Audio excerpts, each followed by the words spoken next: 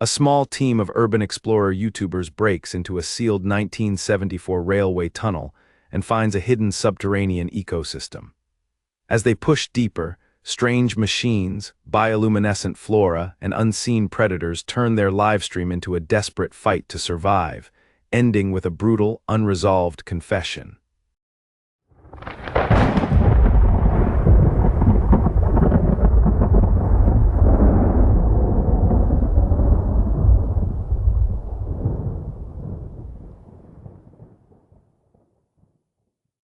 It's daylight, but the tunnel swallows the light at its mouth. We set up cameras on tripods, mics clipped to collars, and a phone on a shaky gimbal. The door is a slab of rusted steel, stamped with a date, 1974. We joke to hide how tight my chest feels. Ben angles a crowbar under the latch while I wedge my shoulder against the rusted hinge. For a long second nothing happens, and we laugh too loudly to hide the tension. Then the crowbar slips and metal screams. The door moves in a slow, keening arc, and a rush of cold, musty air pours out. It smells like iron, damp wood, and something older I can't name. Cold brushes my face and I take a step back. For a moment I imagine the whole thing rebounding shut. The others hesitate, headlamps slashing wet stone like teeth. Claire says, "This is going to be gold for the channel," her voice too bright. I check the live feed and count chat responses, faces of strangers scrolling by as we move. Excitement is louder than fear for now, but the darkness ahead feels like a mouth waiting for us. We cross the threshold because that's what we do. The cameras roll and our headlamps carve thin cones, everything else becomes a black that swallows sound. The tunnel slopes down, the rails long gone, bolts lined like a spine. My light catches flakes of paint and the faint outline of a maintenance door half buried in grime. I tell myself we'll be careful. We push in with headlamps and handheld rigs, the tunnel curves and our steps echo oddly, like someone else walking just out of view. My mic picks up a slow, distant rhythm that doesn't match our pace. We stop. The sound keeps going, steady and soft, somewhere deeper. Ben whispers, "Do you hear that?" And the word lands between us. I sweep my light left and right. The beam finds damp stone and old graffiti, but nothing alive. The rhythm becomes more complex, a low tapping, then a hollow thrum, layered like many small things moving in time. Claire crouches and presses her ear to the ground, ridiculous and focused. "It's under the floor," she says. "It's in the tunnels." I tell myself it's water, old pipes, or rails settling, but the sound seems to come from above, around, nowhere. Every angle points to emptiness, and the idea that we forced open something that wanted to stay closed crosses my mind. Someone on chat jokes about ghosts. The jokes die quickly. We keep walking because stopping feels worse. The light narrows and the walls look closer. Our voices thin and the tunnel yawns ahead, patient and empty. Claire breathes out soft and says, "We should keep filming." I think we should turn back. We move forward instead. The silence watches us. Past the maintenance door, the tunnel widens into a service alcove. Old brackets and pipes cling to the walls, and machines sit there like dead insects. They are not standard railway gear, rounded housings, glass orbs fused into metal twisted tubes, machines that feel wrong for this place. I crouch and run a gloved hand along a corroded panel, the metal flakes like skin. We film everything, shaky close-ups and slow pans. Ben speculates about Cold War experiments. He loves that angle, while Claire films with a steady hand and says little. I find a faded stencil on a plate that reads nothing we recognize. The devices hum faintly when our lights sweep across them, as if waking. The air cools and moisture beads on our jackets. My breath fogs in the headlamp glow. We exchange glances while the chat fills with theories and warnings. I tell myself the machines are old research or forgotten utilities, and that holds for a few easy seconds. At the far end of the alcove, a thin corridor branches off, and a draft slips from it, colder and smelling faintly sweet like crushed green things. Claire reaches for my arm. "Stay together," she says. The machines seem to watch us in their mute, broken way. The corridor waits like a mouth opening into darker space. The side passage is narrower. Its floor is littered with flaking paint and a powder like dried spores. Strange markings run along the walls, lines and dots that glow faintly when my light passes, pale greenish-blue, almost alive. I kneel and trace them with a gloved finger. The paint is not paint, but a web of tiny ridges. I think this isn't ordinary graffiti. Ben points to footprints marring the powder. Huge and round with splayed toes, deeper than our boots and spaced in an unfamiliar gait. "What the hell was living down here?" he says, voice shaking as he films. Claire presses her palm to a print and pulls back when it leaves a damp residue on her glove. The prints head deeper into a black shaft that swallows our lights. A small noise, something dropping in the dark far ahead, breaks our thoughts and we flinch. The markings pulse slightly where my light crosses them. For a moment the tunnel seems to hold its breath and I want to mark and measure to prove something real. I also want to leave. I choose without deciding. We follow the prints. Our steps feel louder, the world beyond our beams less a space than an absence. The footprints vanish where the brightness of the bioluminescent markings grows and the air tastes thicker. We push through as the darkness seems to close about us. The passage opens into a chamber like an inverted forest. The ceiling drops in arches, and the floor is a tangle of pale, root-like plants that emit a subdued, ghostly glow, pale greens, cold blues, and faint violet. They pulse slowly, breathing light. I step carefully. Each plant seems to lean toward or away from my boot, and it's hard to tell which. We circle the space for camera. Claire whispers, "It's like a garden down here," her voice small. The plants brush our sleeves with wet fronds that leave a slimy trace. When Ben touches a bulbous blossom, it snaps shut and a thin mist pours out, smelling faintly of iron and something sweet. The taste lingers on my tongue. There are structures among the flora, collapsed scaffolds, rusted cages, and more broken machines half buried by roots. Something has been here feeding or tending. The bioluminescence forms patterns that pulse like a language. In the corner of my vision, a shadow moves, not a plant but a thin, long-limbed shape watching from the stone. I swing my light and catch it for a single heartbeat, too long to be imagination. It is slight and its eyes catch our lamps with bright pinpoints. We freeze and decide to document and leave. The plants shiver as if warning. We back to the passage. The shadow does not follow. It has learned our scent. We retrace our steps with clips of the chamber on every camera. The mood has shifted. Excitement thins into a slow unease. The plant's glow shrinks behind us like a receding tide, and I hear small clatters. At first I think it's our equipment. The noise grows persistent and follows a rhythm from the chamber. Ben keeps glancing back, his light making frantic arcs over the walls. Claire whispers to the camera, "This is real. This is actually real." Panic is subtle at first. My breath ticks faster and my hands tighten on the gimbal. We quicken our pace as pebbles or lighter things spit from the dark and skitter past our boots. The sound multiplies and chases us. Sometimes it's fingernails on stone, other times like something large dragging. We pause in a narrowing and press ourselves to cold rock to listen. The sounds thrum through the stone now, deliberate like a hunt. Part of me wants to go back and see if anything follows. The rest knows curiosity will cost us. We keep moving, shoulders tight, ears raw. Something is watching us as we leave its room, and the tunnel feels less like a root home and more like a marrow we've disturbed. The tunnel narrows and roots hang like hair from the ceiling, almost warm and pulsing faintly when my light touches them. At first they brush our shoulders and snag on jackets, then they move of their own accord, curling and unfurling like slow fingers. One threads across my face and leaves a damp smear that stings. Ben swears and slaps at his arm. Claire yanks a root away, and a spray of tiny spores showers our hair and cameras. The tendrils seem to prefer darker skin and fabric, attaching briefly before releasing. The more we move, the more they trace us, as if mapping our route. The gimbal trembles in my hands and the footage shakes. A root loops under my boot and jerks like an animal. Claire yanks me back and it tightens. The roots respond to sound. When we whisper, they curl tighter. When we shout, they recoil for a breath, then surge. A low growl rolls from far ahead and vibrates in my teeth. We push past, lungs tight. The roots gather at the edges and watch us pass, leaving stings on our sleeves and bioluminescent residue on our hands. At the end of the root field, the tunnel opens a fraction and we spill into a small hollow. The growl stops.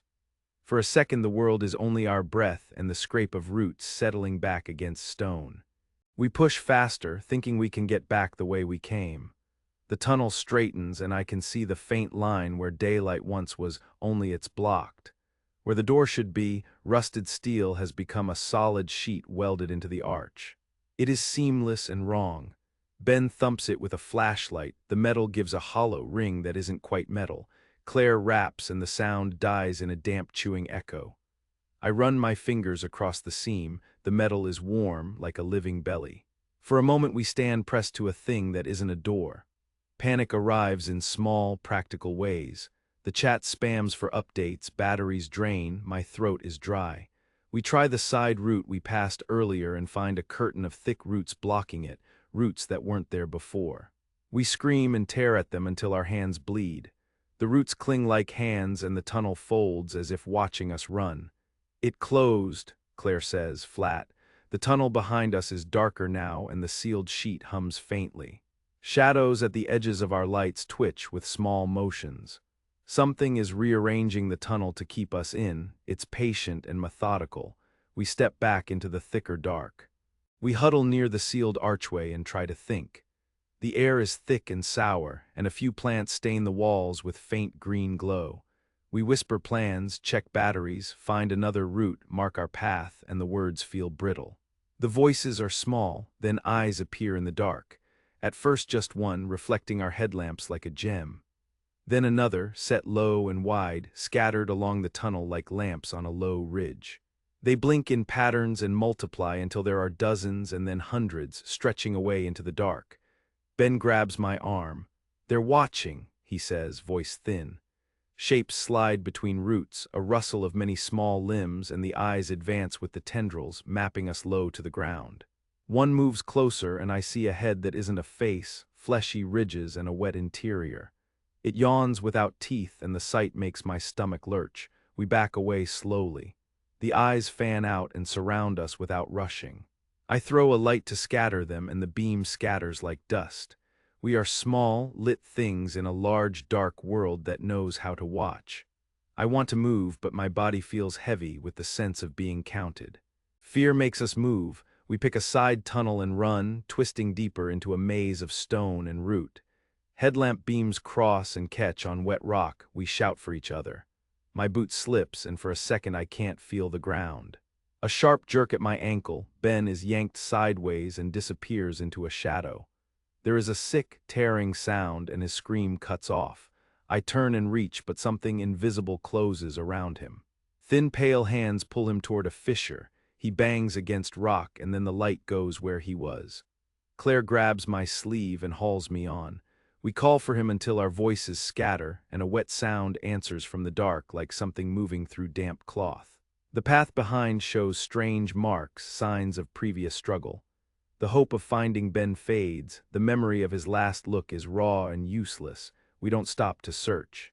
The tunnel folds and every root shows traces, scratched stones, tangled ropes, names painted and scraped away. The echoes of his scream follow us, a broken rhythm chasing us. We run because stopping would mean listening for more of what took him.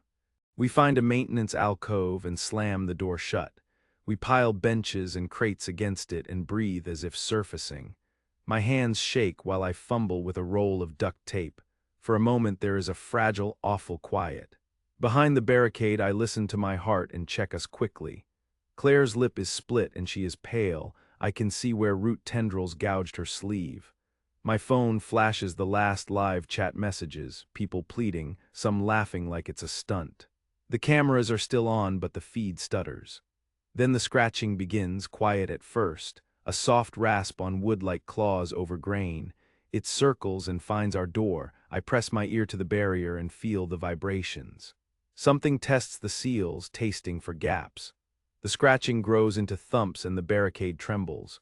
We whisper plans, wait until dawn, find another route, ration batteries, and say each one like a contract. The noise changes tone into a wet, rhythmic thud, something large shifting its weight. The gap under the door exhales a cool breath. Claire says, "We can't keep this up forever." I don't have an answer. We panic and search for any hidden route.